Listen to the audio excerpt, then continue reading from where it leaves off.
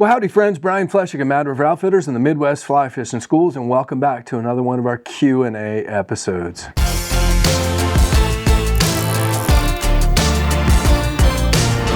That's right friends, here at Mad River Outfitters, we welcome your questions. And as always, if you ever have questions, you send them over to admin@madriveroutfitters.com.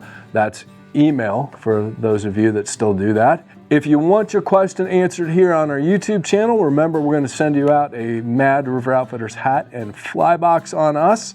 And we appreciate you participating in the channel. It's all about you all.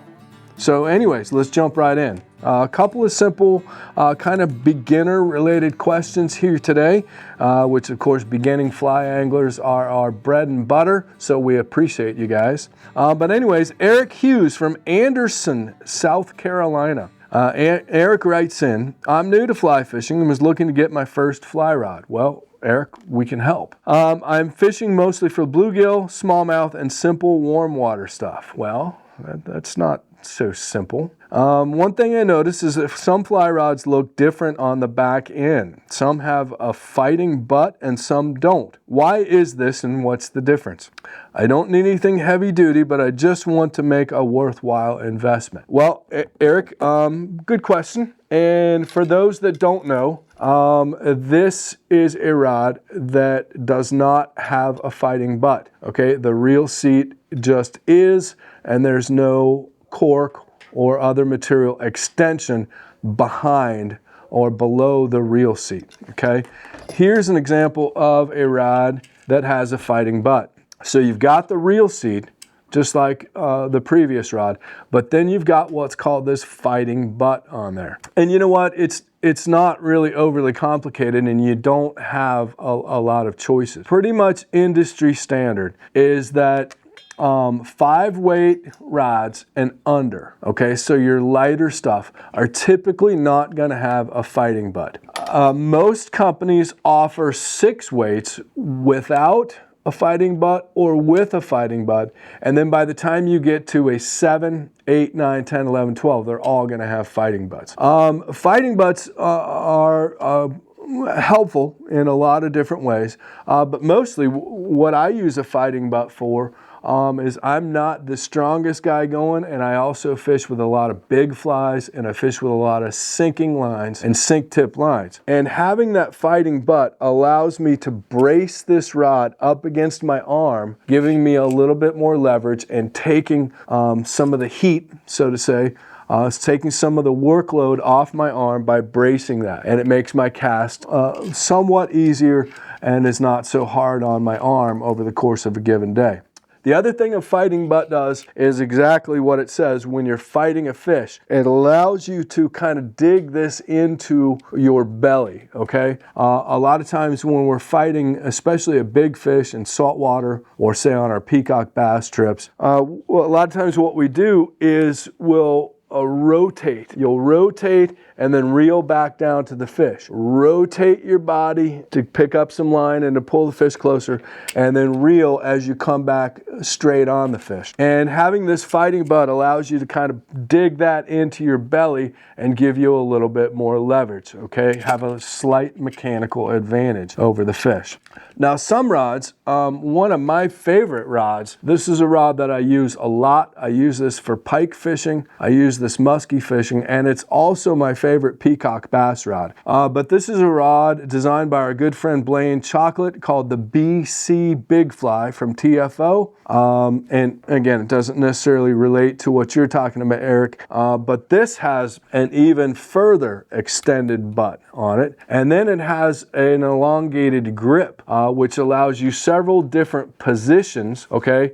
This particular grip, when I'm casting, of course, I'm always going to have my thumb up at the end of the cork grip. This is so very important and so under-taught in our industry. Having your thumb at the end of the cork grip. So you've got one spot on this grip here, and then when you're fighting a fish, you want to utilize this butt section of the rod as much as possible. That's where the power is. So when I'm fighting a fish, I would move my hand to the back end of this cork grip. Again, allowing me to utilize the strong longest, thickest, strongest part of the blank. Now this extended butt here is really, when I'm in Brazil, I spend quite a bit of time in Brazil peacock bass fishing, hosting our peacock bass trips, and when I'm slinging from 7 in the morning until 5 p.m. in the evening, I'm slinging sinking lines, intermediate lines, and big flies, and bracing this against my arm makes the world of difference. And this probably almost 2 or 3 times as long on the fighting butt really makes a difference. And then also, when I'm retrieving a fly, I can tuck it up under my arm like this, and again, take some of the pressure off my rod hand.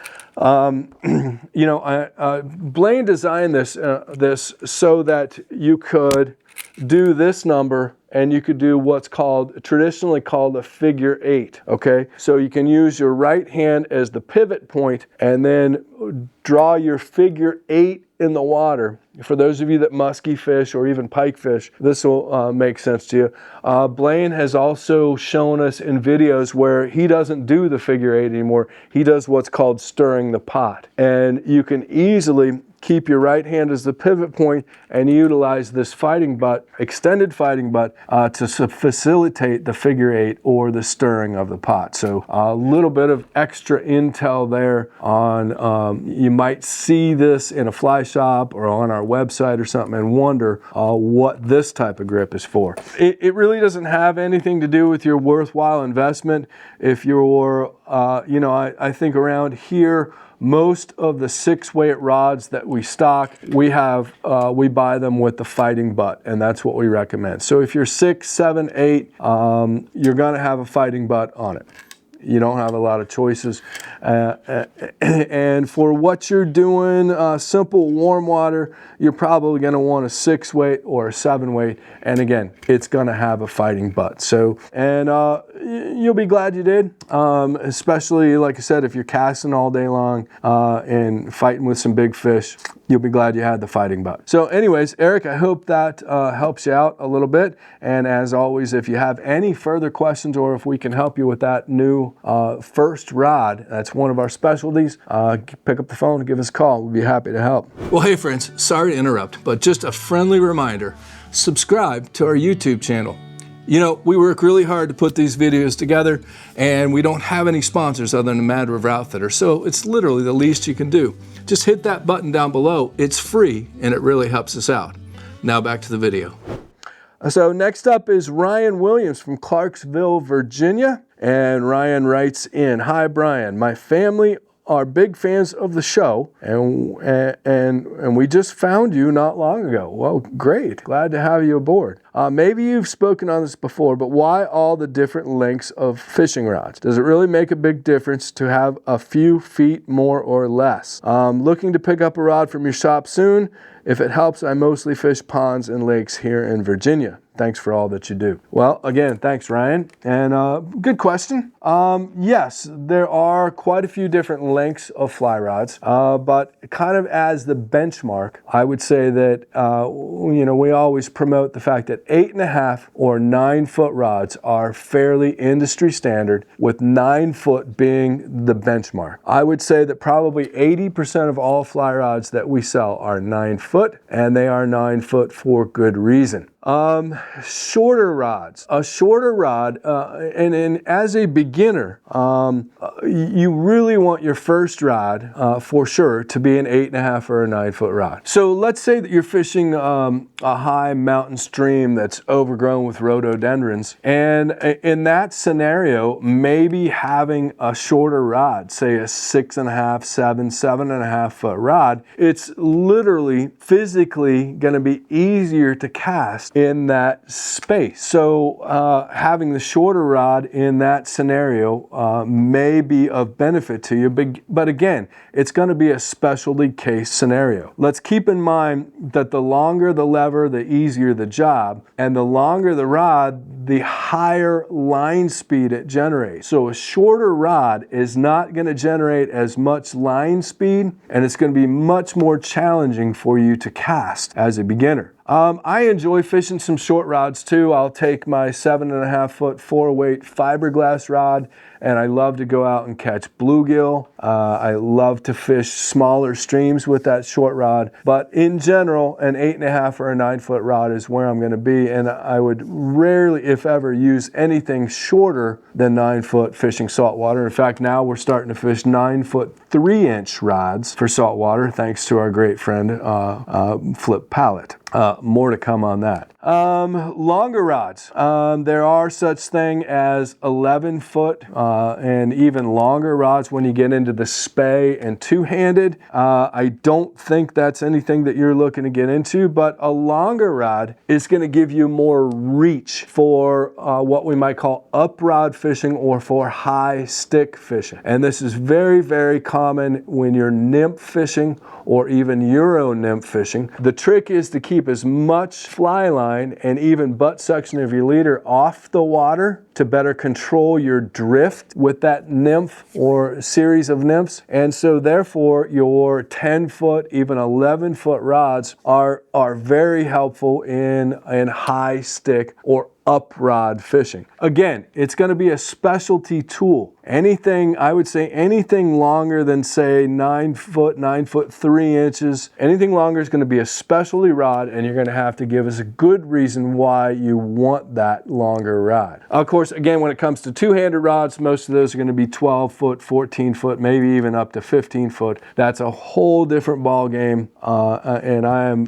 probably the world's worst two-handed spey caster ever in the history of the world. So I cast with my right hand and I haul with my left hand, with rare exceptions when I am musky fishing, might use my left hand on that. So anyways, 8.5 or 9 foot is where you want to be, especially as a beginner. And yes, it makes a difference. From a casting standpoint, a shorter rod is going to be more challenging to cast. A beginner should never ever learn on a 7-foot or 7.5 foot fly rod. It should be 8.5 or 9. But just from a spatial standpoint, if you're fishing a very tight conditions, a 9-foot rod just doesn't fit, well then make sense to go down to something like 6.5, 7 foot. No question, but it's not going to be your first choice. And then the longer rods for high stick or uprod fishing definitely makes sense. I fish a lot of 10-foot rods. We fish 10-foot rods for steelhead here. I fish 10-foot rods and sometimes 11-foot rods fishing nymphs, even on small trout streams down in the Great Smoky Mountains. I fish a 10-foot 3-weight or 4-weight nymph fishing. It just makes a huge difference in controlling your drift, especially with tricky currents. So there you go, Ryan. Sorry to be so long-winded, but we love helping out beginners. We love answering questions. It's a big part of what we do for a living. Helping folks is what we do. So if you ever need help, you can shoot us an email. All emails are answered. No question. You can send those emails over to admin@madriveroutfitters.com or pick up the phone and give us a call here at the shop. So thanks again, Eric and Ryan. You guys watched your mailboxes. We got hat and fly box headed your way to Anderson, South Carolina and Clarksville, Virginia. We appreciate you guys. And as always, be sure to subscribe to our YouTube channel. It's free. It really helps us out. Come on. Just hit a button. It's pretty easy. It is literally the least you can do. Hit the like button. That just makes us feel good. Hop on over to our website, sign up for our newsletter, and spend some money. After all, you know, we love teaching, we love helping, but after all, since we don't have sponsors, we have to sell things in order to stay in business. So anyways, friends, thanks as always. Appreciate you being here. Send those questions over to admin or pick up the phone and give us a call. And stay tuned. We've got a ton more fly fishing content coming your way.